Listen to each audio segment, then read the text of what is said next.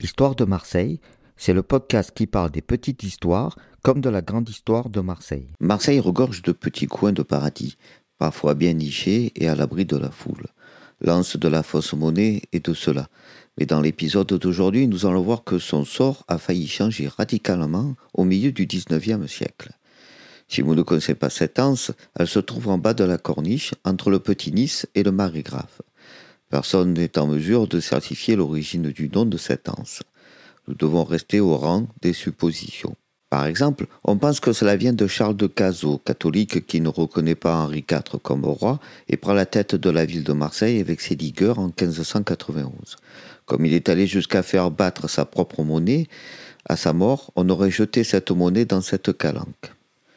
D'autres imaginent que cela viendrait du temps de la construction du viaduc qui surplombe l'anse pour constituer cette partie de la promenade de la Corniche. Des ouvriers auraient alors trouvé une forte quantité de fausses monnaies dans les fouilles, mais le nom existait bien avant le pont. On attend aussi souvent qu'en ce lieu, on jetait les pièces à la mer pour réaliser un vœu. Mais en quoi est-ce de la fausse monnaie ? Le plus souvent, l'origine du nom d'un lieu vient de ses propriétaires. Ici, on évoque deux propriétaires, M. Fosse, F-O-2-S-E, et M. Monet, M-O-2-N-T, mais outre aucune preuve dans le cadastre, l'association des noms est quelque peu capillotractée. Nous savons que ce lieu s'est appelé par le passé Vallon du Silence. On a donc imaginé une origine provençale au terme. Fausse monnaie serait issue de fosso monedo, qui voudrait dire en provençal vallon solitaire, mais cette origine est peu probable aussi. Dernière possibilité, dans des cartes marines de 1736, on trouve la mention Lamonois, L-A-M-O-N-O-Y, pour ce lieu. On imagine aisément la modification du nom, mais on ne sait pas avec certitude qui est ce Lamonois. Si vous vous promenez par là, vous serez sous le charme de ce petit port, mais au milieu du 19e siècle, le quartier a failli prendre un tout autre sort. Dans la Gazette d'octobre 1852, on en prend un projet lié à l'assainissement du port qui aurait pu transformer ce lieu bien charmant. Le voici. Voici l'extrait du beau travail de monsieur l'ingénieur Clément, exposant et résumant son projet d'assainissement. Pour assainir le port par les lois naturelles que monsieur de Barbantan nous a si judicieusement rappelées, il fallait, premièrement, éviter que les eaux sales et les immondices de la ville tombassent dans le bassin du port. Deuxièmement, être certain d'avoir constamment de l'eau propre à l'entrée du port. Troisièmement, assurer les moyens d'entretenir la propreté dans le nouveau bassin de la Joliette parce qu'il communique avec le vieux port et qu'il est important aussi que les eaux ne puissent s'y corrompre. Quatrièmement, procurer aux eaux sales du port un écoulement rapide et efficace et déterminer un débouché propice qui assurera pour toujours la salubrité de la cité. Cinquièmement, pouvoir en cas d'urgence expurger les eaux du port neuf, de la Joliette et du canal de jonction. Sixièmement, enfin, assainir tout aussi efficacement le canal de Rive-Neuve et le bassin de carénage. Empêcher dans le port l'introduction des eaux sales et des immondices de la ville nous parut facile. Un simple aqueduc de ceinture autour du port pourrait être destiné à cet usage, puisque tous les égouts y aboutissent. La certitude d'avoir constamment de l'eau propre à l'entrée du port n'était pas plus un doute pour nous que pour M. de Barbantan, puisqu'elle arrive de la pleine mer.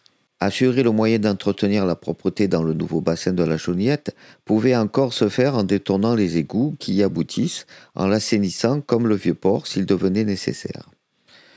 Conduire, selon le pensée de M. Barbantan, les eaux sales du port à la mer nous parut réalisable, et si pour le vieux port la chose était possible, rien n'y s'y opposait à ce que les mêmes lois nous permissent d'y diriger les eaux du port neuf et des égouts.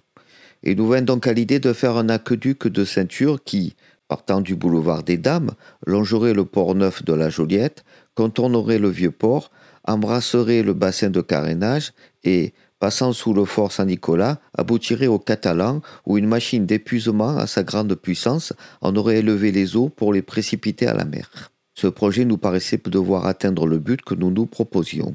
Restait à savoir si les eaux sales déversées au Catalan demeureraient à poste fixe, si le mélange avec les eaux de la mer serait obtenu de manière à compter sur leur entière absorption, ou plutôt si elle ne retournerait pas à un des ports. La raison semblait repousser cette combinaison et nous disait instinctivement que ce lieu était mal choisi à cause de sa proximité du port pour recevoir les eaux sales de la ville de Marseille et les immondices qu'elles entraînent après elles.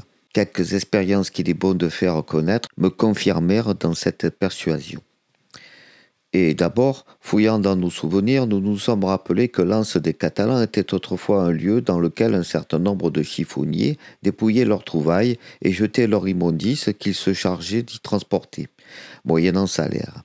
Ce souvenir en éveilla un autre. Nous nous rappelâmes que, à Arenc et sur le littoral qui s'étend à droite et à gauche de ce point, il nous avait souvent répugné de nous baigner, parce que, par les vents sud et sud-sud-ouest, les corps flottants de l'immondice déversé aux Catalans en rendaient l'eau sale et sensiblement fétide. Mais il fallait aux exigences de notre conviction des preuves plus certaines que de vagues souvenirs, et par un vent frais sud-sud-ouest, prenant un canot et nous plaçant en face des Catalans, à quelques brasses au large pour ne pas échouer sur la digue du Faro, nous nous laissâmes aller à la dérive. Qu'arriva-t-il ? La mer nous conduisit en 1 heure sur la jetée du canal qui réunit le port neuf au vieux port, un peu au nord du fort Saint-Jean. Cette expérience aurait pu nous suffire. Il était évident pour nous que la mer poussait vers le port. Cependant, réfléchissant que le vent pouvait avoir une action puissante sur les parois extérieures du canot, et par ce fait contribuer à lui faire prendre cette direction et en accélérer la vitesse, pensant ensuite que la précaution que nous avons prise d'aller au large n'avait pu nous permettre de juger des effets produits plus près de terre, il nous parut utile de renouveler l'expérience. En cet effet, le lendemain, le vent s'étant maintenu au sud-ouest, nous nous rendîmes de nouveau sur le littoral des Catalans. Cette fois, nous eûmes la précaution de faire mettre à bord un sac de sciure de bois que nous répandîmes à la sortie de l'Anse des Catalans. Au bout de 3 heures, après que cette poudre de bois eut longé la ligne du Faro, nous en trouvâmes les nombreuses traces au milieu de l'espace qui sépare le fort Saint-Jean de la réserve, c'est-à-dire à la passe qui sert d'entrée au port de Marseille. Il devenait donc certain pour nous que les eaux sales déversées aux Catalans produiraient absolument les mêmes effets et nous dûmes renoncer à l'idée de s'y précipiter. Persistant dans nos recherches, c'était pour nous une question majeure qu'un emplacement propre à recevoir les immondices de la ville et des ports, nous arrivâmes, non sans de bien grands tâtonnements et de longues études, à penser que l'anse de la fosse Monnaie, située au pied de la villa d'Andoum, pourrait répondre à nos désirs. Mais avant de nous arrêter à ce point moins rapproché du port, il fallait pouvoir dire avec raison.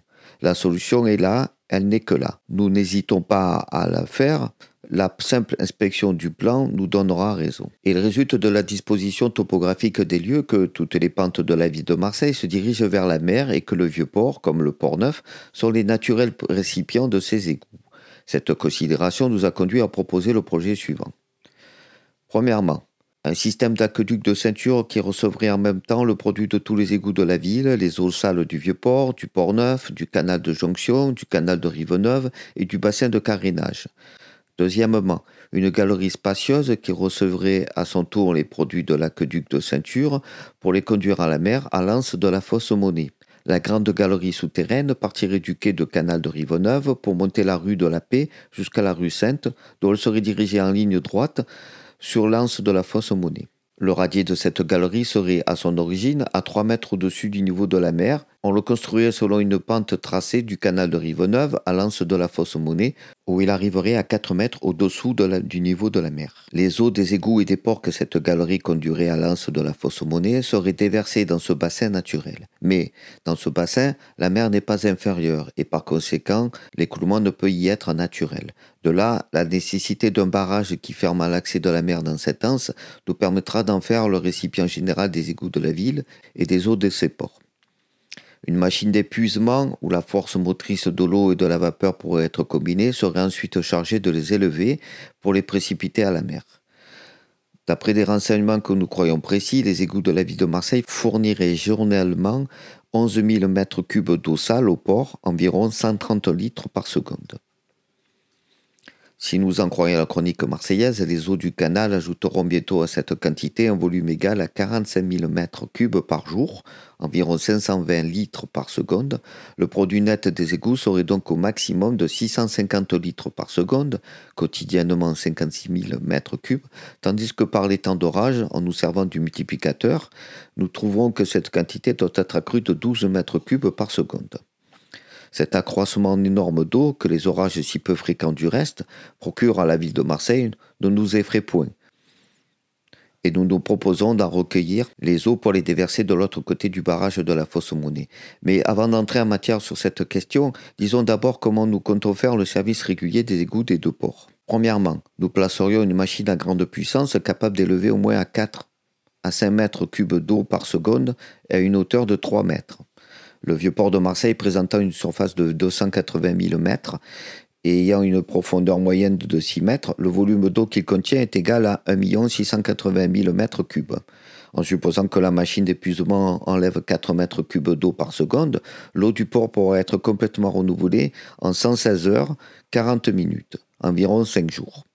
On comprendra qu'une fois complètement assaini et ses eaux rendues claires et limpides, le port de Marseille puisse, sans inconvénient, demeurer en cet état au moins un trimestre. Les immondices provenant des navires ne pourront jamais, pendant cette période de 3 mois, troubler sensiblement les eaux.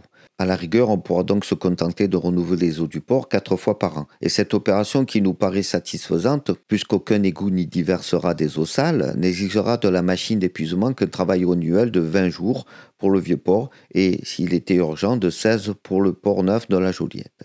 Deuxièmement, nous placerons en outre une machine à simple effet, spécialement destinée au service des égouts. Cette machine n'élèverait que de 0,8 décimètres cubes par seconde, un peu plus que le produit général des égouts. Les égouts laisseront sans doute des dépôts de vase dans l'aqueduc de ceinture et dans la galerie, mais il sera facile de les expurger. Au moyen des vannes du port, on pourra toujours rétablir selon les besoins au courant capable de tout entraîner après lui dans le bassin de la fosse Monnaie, d'où la machine les jettera à la mer. Nous ne croyons pas devoir nous étendre sur les avantages qui résulteront dans la position topographique du débouché général des eaux sales de la ville de Marseille. La simple inspection du plan suffira et il se chargera lui-même de démontrer qu'il est impossible au vent du sud-sud-ouest, de pousser vers le port les immondices qui y seront déversés. Ainsi, de ce côté, rien à craindre. La nature semble avoir fait cette anse pour cet usage. Mais ce qu'il est utile de dire, parce qu'on n'en peut juger que sur les lieux mêmes, c'est que l'anse de la fosse Monnaie est située à l'extrémité d'une gorge étroite et rapide, dont la rampe, sur une longueur d'environ 1500 mètres, se dirige derrière Notre-Dame-de-la-Garde et que son sommet est à peu près à 50 mètres au-dessus du niveau de la mer, que la villa d'Andoum est à plus de 40 mètres au-dessus de la mer et que la montagne qui lui fait face est à plus de 60 mètres au-dessus du même niveau. Tout semble donc nous démontrer que ce lieu est le seul propice pour recevoir les eaux sales de la ville de Marseille. Ajoutons, car cela n'est pas sans importance, que la mer est très agitée dans ces parages, ce qui nous promet une prompte absorption des eaux vaseuses. Nous avons dit précédemment qu'il pouvait tomber sur la ville de Marseille un maximum d'eau équivalent à 12 mètres cubes par seconde. Nous avons dit aussi que cette énorme quantité d'eau ne nous effraie point et que nous proposions de l'épuiser aussi facilement que l'eau des égouts et des ports. Nous allons dire comment nous espérons arriver à ce résultat. Qu'il nous soit permis d'abord de rappeler que nous proposons d'établir 2 machines d'épuisement, dont une à grande puissance, capable d'élever 4 mètres cubes d'eau par seconde, et l'autre à simple effet devant fonctionner journellement pour le service des égouts.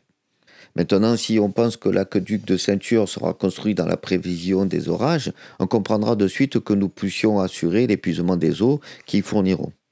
En effet, supposons qu'une tempête éclate sur la ville de Marseille et que, chose extraordinaire, elle déverse pendant 2 heures consécutives, avec la même intensité, un volume d'eau égal à 13 mètres cubes par seconde. Le produit total sera donc de 93 600 mètres cubes. Or, la capacité de la branche principale, de son origine à l'hôtel de la mairie, sera de 2700 mètres. La continuation de cette branche jusqu'à la galerie sera d'une capacité égale à 1050. La branche de carénage contiendra 2080. La galerie pourra renfermer 16 800. Enfin, le bassin de la fosse Monnaie pourra contenir 90 700. Capacité totale de l'égout de ceinture et de la galerie, 116 300 mètres. Ainsi, même dans ce cas exceptionnel, nos aqueducs pourront aisément contenir les eaux produites par un orage et la machine les épuiser en quelques heures. En supposant, ce qui n'est jamais que 30 orages aussi violents viennent annuellement surprendre la ville de Marseille, il ne faudra jamais plus de 8 jours de travail pour l'épuisement des eaux qu'ils procureront. Conclusion. Par suite de la disposition générale des travaux que nous avons l'honneur de proposer, il suit. Premièrement, que l'aqueduc de ceinture n'est réellement égout de ceinture que s'il embrasse toute la partie inférieure de la ville de Marseille, où aboutissent naturellement les eaux pluviales et ménagères. Deuxièmement, que ce canal de ceinture, construit comme nous le proposons, permettra non seulement de recevoir les eaux des égouts, sans exception, mais encore par des aqueducs d'embranchement le contenu du port neuf, de la Joliette, du vieux port, du canal de Rive-Neuve et du bassin de carénage. Troisièmement, que les eaux sales conduites par la galerie souterraine à l'anse de la fosse Monnet pourront y être efficacement jetées à la mer sans craindre un retour vers le port, ni aucune des incommodités qui provoquent aujourd'hui leur corruption. Quatrièmement, que l'aqueduc de ceinture comme la galerie pourront toujours, en livrant passage aux eaux des ports, être purgés des dépôts vaseux que le produit des égouts pourrait y faire.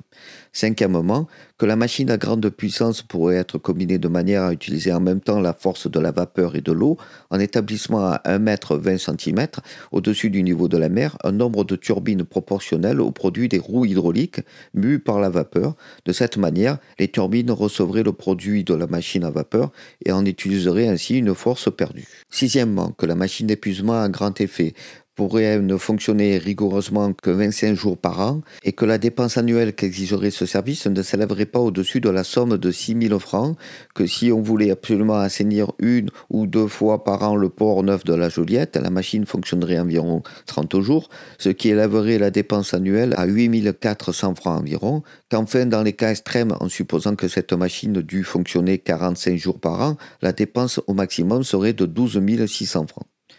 Septièmement, que la machine à simple effet, destinée au service des égouts, fonctionnera toute l'année et nécessitera un maximum de dépenses que nous estimons à 14 600 francs. Huitièmement, que le résultat le plus complet et le plus efficace est obtenu par notre système et que la dépense totale ne sera annuellement en temps ordinaire que de 20 000 francs et qu'en temps extraordinaire, en comprenant l'assainissement du port neuf de la Joliette et l'épuisement des eaux des 30 orages prévus, s'élèvera à 27 200 francs, fait à Marseille le 1er avril 1852.